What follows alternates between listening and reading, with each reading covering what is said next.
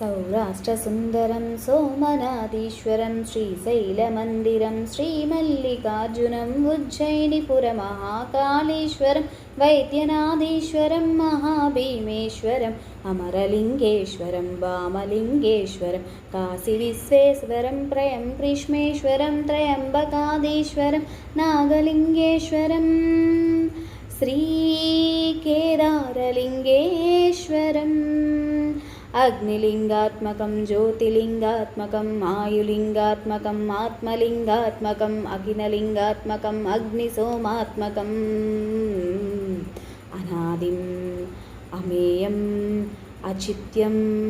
अमोघम् अपूर्वम् अनन्तम् अखण्डम्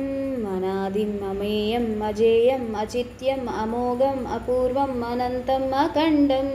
धर्मस्थलक्षेत्रपरपरज्योतिं